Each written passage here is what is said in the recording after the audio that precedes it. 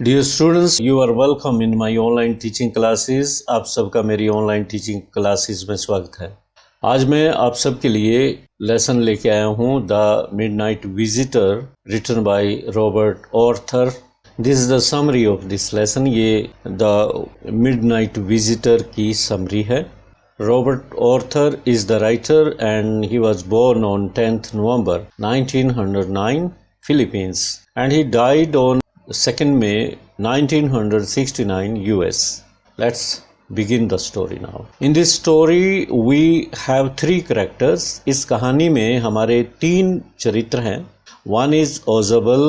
एक ओजाबल है. He is a secret agent who is some fat in body structure, speaks French.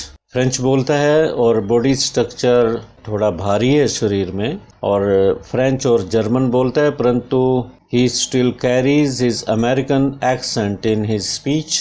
और 15 साल पहले जो अमेरिकन एक्सेंट वो बोस्टन से लाया था पेरिस में, अब तक वो उसके कन्वर्सेशन में अमेरिकन एक्सेंट की पूरी झलक है। Max is another secret agent, Fowler a young and romantic type of writer. ये नौजवान और रोमांचकारी लेखक हैं। As the text of the lesson begins, we find two characters talking together while passing through the dusty and dark corridor of a cheap and old-fashioned French hotel. जैसे ही text शुरू होती है लेसन की, हम दो कैरेक्टर्स को आपस में बातें करते हुए और चलते हुए देखते हैं, और वो इस वक्त किसी ओल्ड फैशन्ड फ्रेंच होटल के कॉरिडोर में से गुजर रहे हैं। और ये जो होटल है डस्टी है, अंधकार है, इसमें थोड़ा सा ज़्यादा महंगा होटल नहीं है, थोड़ा चीप टाइप का होटल है। एज वी ऑलरेडी नो, जैसा हम पहले से ही जानते, that Ausable is a secret agent. Ausable एक सीक्रेट एजेंट है who had a call from a young and romantic type of writer named Fowler, जिसे कॉल आया था नौजवान लेखक की तरफ से जिसका नाम फाउलर है, who wants to record an interview of Ozabal as a spy dealing in espionage and dangers। जो ओजाबल का इंटरव्यू लेना चाहता है उसके तजर्बों पे, उसके एक्सपीरियंस पे, जो उसने स्पाइनेज और खतरों से खेलते हुए एक जासूस के रूप में अपने अनुभव प्राप्त किए, उन अनुभवों पे वो उसका इंटरव्यू लेना चाहता था। Ozabal is at present telling Fowler that he must have felt bored in that cheap hotel in which he had to pass a dull evening in a French music hall with a fat sloppy man. At present means इस वक्त Ozabal Fowler को कह रहा है कि वह तो इस चीप से होटल में बोर हुआ होगा, क्योंकि उसकी जो इवनिंग है वो डल रही होगी, क्योंकि उस फ्रेंच होटल के एक म्यूजिक हॉल में अपनी शाम एक शरीर में भारी भरकम सुस्त से आदमी के साथ गुजारी थी।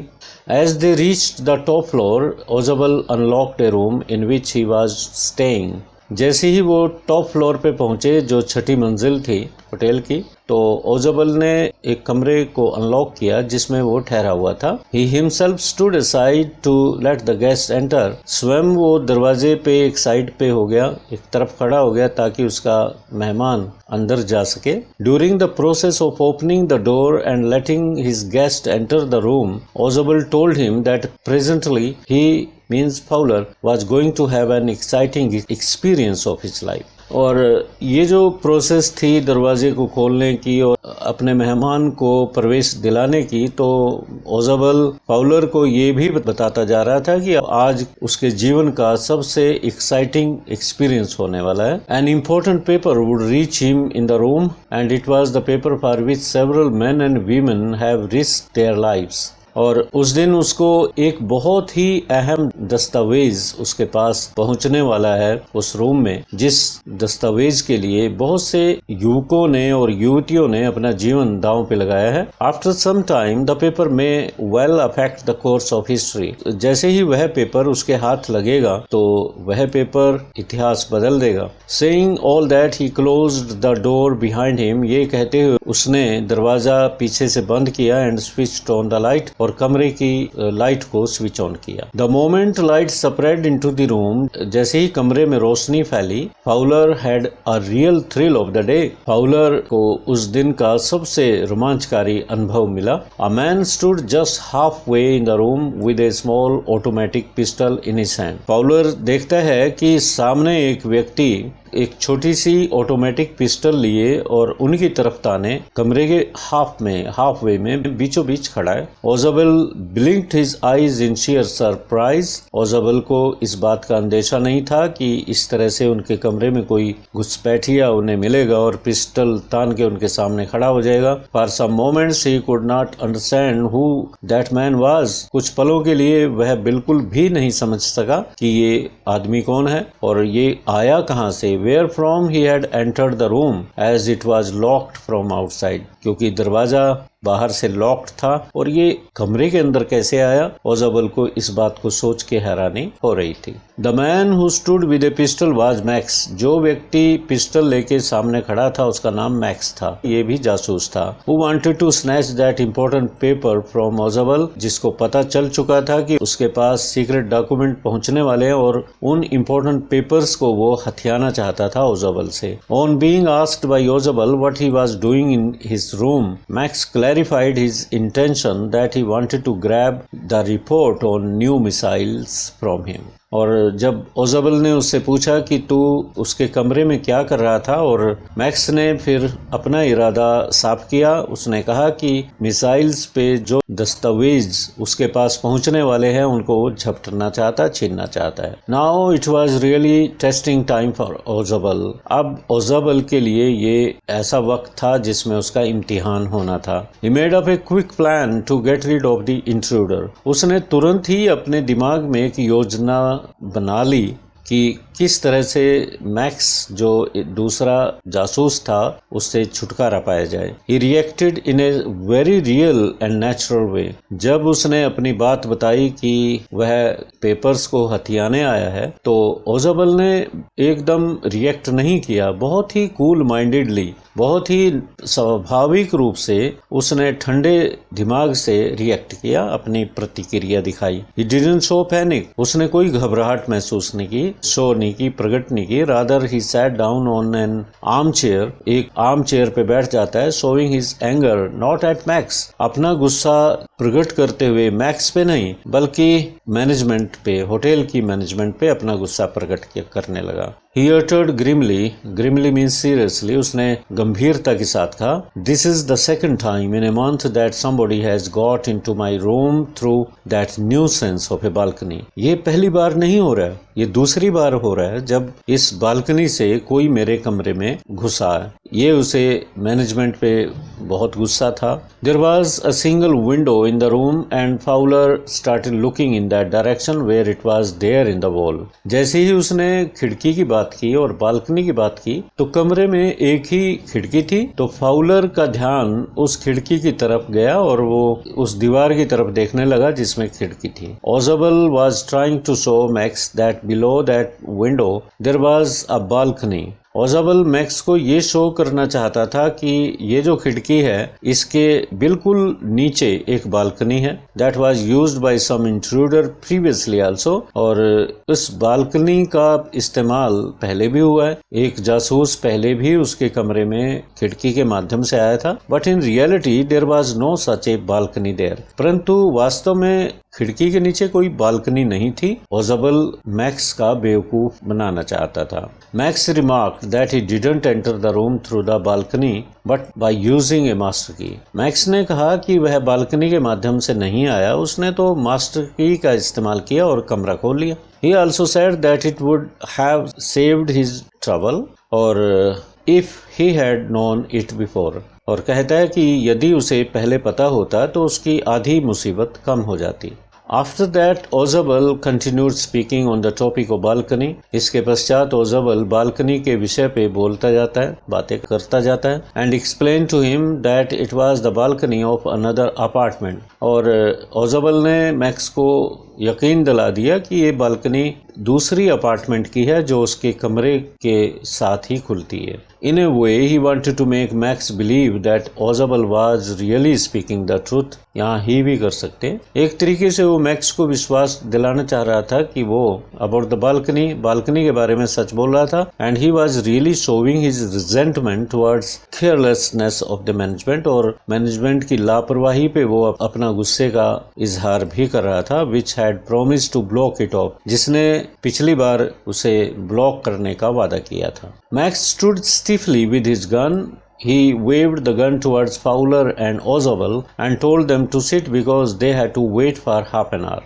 और मैक्स बीचों बीच कमरे के, जैसे आप पिक्चर में देख रहे हैं, बीचों बीच अकड़ के खड़ा था, मतलब पूरी कठोरता के साथ गन को पकड़े बिल्कुल सीधा खड़ा था, और उसने गन को फाउलर और ओजाबल की तरफ ताना हुआ था। और अब उसने बताया कि तुम बैठो, आपको बैठना पड़ेगा क्योंकि आधे घंटे तक उन्हें इंतजार करेगा, रिपोर्ट आधे घंटे बाद आएगी। यहाँ पे ओजाबल मैक्स को करेक्ट करते हुए बोलता है कि आधे घंटे बाद नहीं, 31 मिनट्स बाद, 31 मिनट के बाद आएगी, not 30। The appointment was fix to take place at 12:30। जो व्यक्ति रिपोर्ट को लेके आएगा वह पूरे 12:30 पे आएगा। Then Ausable asked him how he came to know about the report. फिर ओजाबल उससे पूछने लगा कि तुम्हें रिपोर्ट का कैसे पता लगा। मैक्स भी पूछता है, he wanted to know how they got the report, कि तुमने उस रिपोर्ट को हथियाया कैसे। In this way, Ozable kept the man engaged in conversation. इस तरीके से ओजाबल उस व्यक्ति को बातों में लगाए रखता है। Suddenly, knock on the door was heard, being काट सकते हो। अचानक ही दरवाजे पे दस्तक सुनाई दी एंड इट स्टार्टल्ड मैक्स। इसने मैक्स को हैरानी में डाल दिया, चौंका दिया। Who at once asked him who could be there at the door. तुरंत ही उसने ओजाबल से पूछा कि दरवाजे पे कौन हो सकता है। ओजाबल very coolly replied that it was the police. और बड़े ही ठंडे दिमाग से ओजाबल ने कहा कि ये तो पुलिस हो सकती है। He further said that as an important paper was reaching him, he had requested them to keep on checking inside the room to ensure that all was safe. और बड़े ही इत्मीनान के साथ उसने कहा कि जैसे कि एक इम्पोर्टेंट पेपर उसके पास पहुंच रहा था, तो उसने पुलिस से रिक्वेस्ट की थी, प्रार्थना की थी कि वो बीच बीच में कमरे में झांक के देखते रहें कि सब कुछ सही चल रहा था। Max was feeling nervous. अब मैक्स घबराहट में था। And Ausable very cleverly asked him what he could do then. Ausable ने बड़ी चालाकी के साथ कहा कि अब तुम क्या करोगे। He also told him if he didn't respond, अगर उसने रिस्पॉन्ड नहीं किया, the police would soon enter the room, police enter कर जाएगी, कमरे में तुरंत ही आ जाएगी, and they would not hesitate to shoot at him, और वो बिल्कुल भी उस पे शूट करने में कतराएंगे नहीं, हेजिटेट नहीं करेंगे। Max had no choice but to jump out of the window on the so called balcony. Max के पास कोई चॉइस नहीं थी सिवाय इसके कि वो तथा कथित बालकनी पे कूद जाए। So he quickly moved towards the window. तुरंत ही वो विंडो की तरफ बढ़ा and kept his pistol pointed towards Ozable and Fowler. और अपनी पिस्टल को उसने ओजाबल और फाउलर की तरफ ताने रखा। He ordered Ozable to send the police away at once, otherwise he would shoot at him. और ओजाबल को उसने ऑर्डर दिया कि पुलिस को तुरंत ही भेज दो, वरना वो उन पे शूट कर देगा, उन पे गोली चला देगा। Thus he kept warning them and swung his one leg over the window sill in order to wait on the balcony. इस प्रकार से वह चेतावनी देता रहा, अपने शरीर को बालकनी की तरफ झुकाने लगा, और पहले एक टांग उठाई उसने और विंडो सिल के ऊपर से नीचे की तरफ लटकाई। He said, "Send them away," he warned. और उसने कहा कि उन्हें भेज दीजिए, send them away, और बड़ी कड़ाई के साथ उसने कहा उन्हें भेज दीजिए। He warned, चेतावनी देते हुए कहा, I will wait on the balcony, मैं बालकनी पे वेट करूंगा, send them away और I'll shoot and take my chances, otherwise मैं शूट करूंगा और अपने चांसेस लूंगा और खतरा रिस्क लूंगा। As the knocking became louder and louder, जैसे ही नॉकिंग लाउडर होती चली गई, Max swung his other leg down the window. Max ने अपनी दूसरी टांग भी खिड़की के फ्रेम से नीचे लटका दी and grasped the frame with his free hand to support himself, और अपने फ्री हैंड के साथ विंडो फ्रेम को पकड़े रखा Then the knob of the door turned and Max, thinking it to be a danger to his life, jumped below the window to save himself on the balcony that was never there. और जैसे ही दरवाजे की knob turn हुई और दरवाजा खुलने को हुआ तो मैक्स ने अपने आप को खतरे में समझा। अपनी जान बचाने के लिए तुरंत ही वह खिड़की से नीचे बालकनी के ऊपर कूद गया और वह बालकनी जो वहां बिल्कुल नहीं थी। As he dropped himself, he screamed only for once. जैसे ही उसने छलांग लगाई तो उसकी एक चीख सुनाई दी। The door opened and a waiter stood inside the room with a tray. तभी दरवाजा खुला और एक वेटर एक ट्रे लेके आया जिसमें एक बोतल और 2 ग्लासेस थे और वेटर कहने लगा, Here is the drink you ordered for when you returned. ये लीजिए अपनी ड्रिंक, आपने जैसा कि ऑर्डर दिया था कि जब आप वापस आ जाएंगे तो मेरे लिए ड्रिंक लेके आना। And set the tray on the table, table पे ड्रिंक को रखा, ट्रे को रखा और बड़ी स्किलफुली डेफ्टली बोतल का कॉक खोला एंड लेफ्ट द रूम और कमरा छोड़ के चला गया। अब Fowler white faced stared after him. अब फाउलर को हैरानी हो रही है, उसका चेहरा सफेद पड़ चुका था हैरान होके। अब वो वेटर को जाते हुए देखता रहा बट ही स्टैमर्ड। फिर ओजाबल की तरफ मुड़ा, चेहरा किया उसने और हकलाते हुए बोला, परंतु द पुलिस, कि पुलिस कहाँ है? ओजाबल ने एक लंबा सांस खींचते हुए कहा, देयर वर नो पुलिस, कहीं पे भी कोई पुलिस नहीं थी। Only Henry whom I was expecting, सिर्फ हेनरी की इंतजार थी मुझे, ओजाबल कहता है, क्योंकि उसने हेनरी को ऑर्डर दिया था ड्रिंक्स लाने के लिए। But won't that man out on the balcony, Fowler कहने लगा कि वो व्यक्ति बालकनी पे तो होगा। No said Ausable, he won't return, वो बालकनी पे नहीं है, वो वापस भी नहीं आएगा। You see my young friend, there is no balcony, और उसे कहा कि बालकनी है ही नहीं। तो इस तरह से ये लेसन यहाँ खत्म हो जाता है। बहुत ही अच्छी कहानी थी, बहुत ही प्यारी कहानी थी, फुल ऑफ सस्पेंस। किसी और लेसन की समरी लेके फिर आऊंगा। Till then have a nice day. Thank you.